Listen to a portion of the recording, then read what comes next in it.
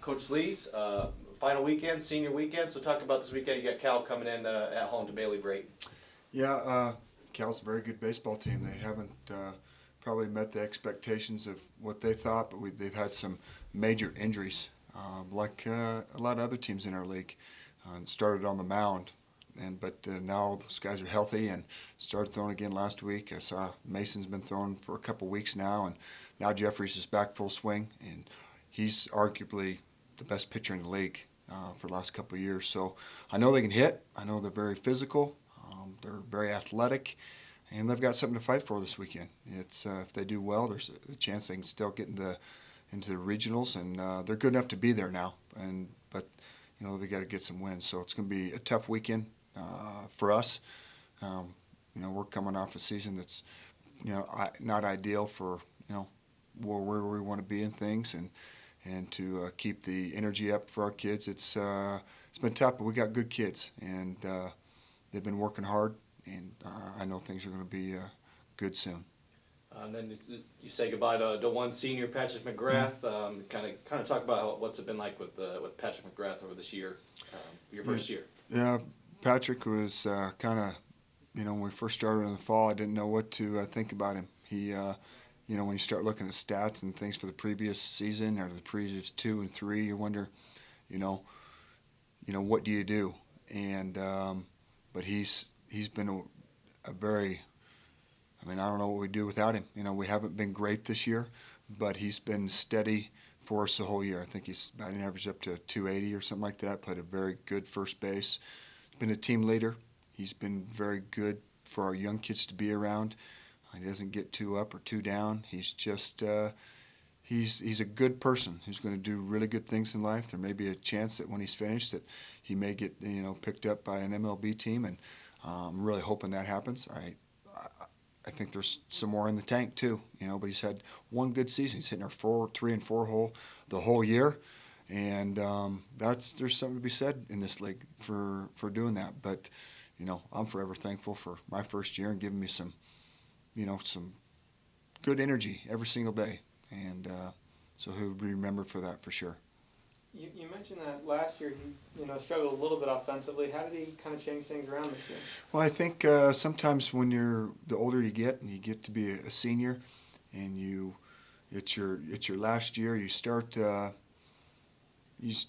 just being who you are. You're in some phases. We have freshmen and sophomores trying to do the same thing. Pressing and trying to do things that really aren't them. And then, as you get older, he's a little more mature. He's seen a lot of pitches now. He's free from, hey, if this doesn't happen, what's going to happen? And I think he's, kind of reaped the rewards of that. He's done a good job. Very happy for him. When you first got to Pullman and you knew that he was the only senior for next year, what was that initial conversation like as far as what you were expecting out of him? Well, I didn't have an initial conversation because at the time we had a lot of kids here in the fall. I think somewhere around 53, 54 kids. So for the most part, I was trying to learn the personalities and trying to shrink the team down to be in a functional, way that we could run the team. And so as the fall started going on, I started seeing some things that they really liked about Patrick.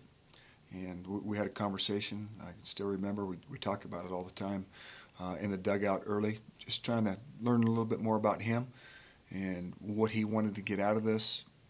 And he was good. It was exactly what I was hoping to hear. And so from then on, sometimes you look at people or you being around people, you try to there's some parts of baseball or any other team that you can teach some leadership. But he's got a natural tendency for it. And if there's somebody that I thought would be our team leader, at the beginning I didn't know, but I feel like that's where he's at right now. And we've had some tough times this year, as you guys know. We've struggled. We've had great times. We've had down times. We've had mediocre times. And he's been that, one of a few personalities that have kept it in check. Not too high or too low when we could have been, and seen it for what it was, and understanding we just got to get better.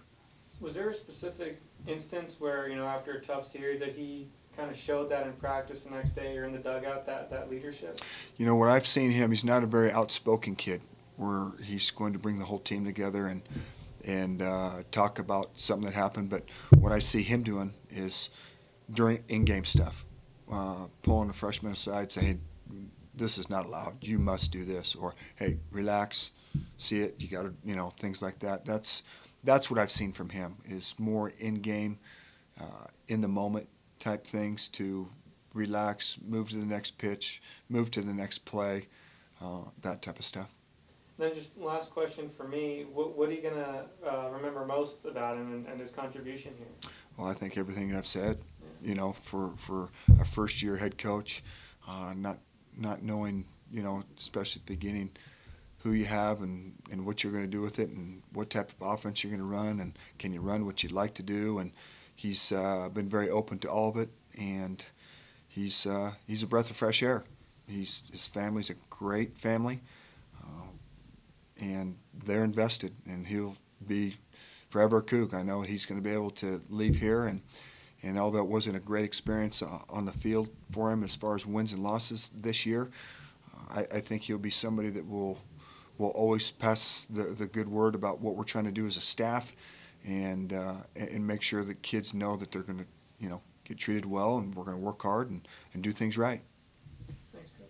Any questions on the line for Coach Lees?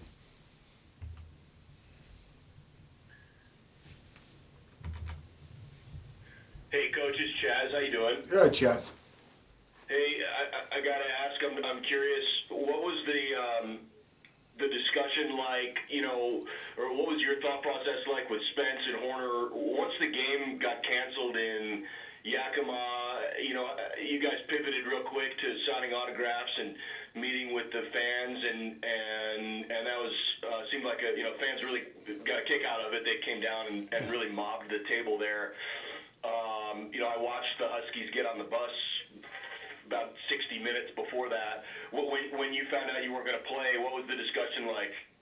Well, it was, you know, after seeing the field and looking at some of the things that were, you know, quite frankly, below average for what we're trying to do. You know, we put everybody together, and we want to do the right thing for everybody involved. And although we didn't play, I was, you know, one side I was really sad for the group of people that, you know, we had 2,000 people in the stands, and that's tough. But we had really good fans. There was some real understanding there by the end of it, and you know, I guess it is what it is. But at the same time, we felt like, you know, if we'd had enough kids to scrimmage on both sides, we would have done it. But you know, we're down quite a few position players right now with injuries and things, and so to be able to spend in that little extra time and make sure that, you know, families and kids got to meet us, I think it was as good as we could do with the situation,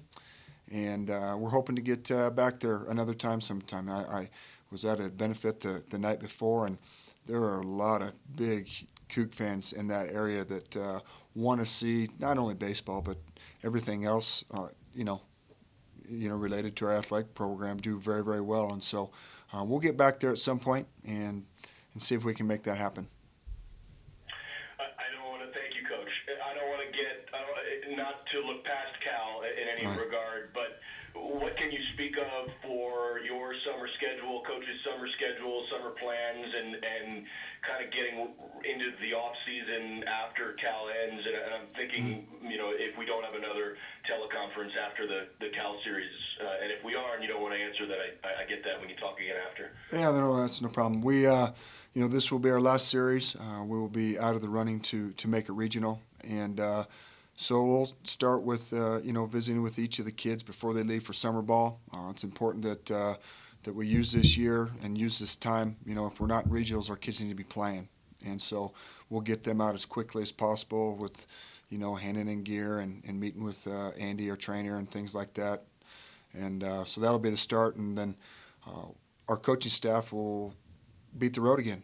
You know, we want to get out immediately, and we're a lot of kids. We've done a really good job. I know the wins and losses don't, you know, they're hard to take, but at the same time, I still believe that we've made ground with this team, and and with recruiting and with the kids that we have coming in this next year, to keep monitoring them and get them on schedule and be ready to go for fall. But, this is what the summers are used for, are getting out and finding the players that you feel can be in this system, be with our coaching staff, invest, doing all those things. And we won't be the only ones out recruiting. There's going to be, a lot of coaches out there. But we're trying to find the right kids that fit the style we want to play, the needs that we have on our team in the future.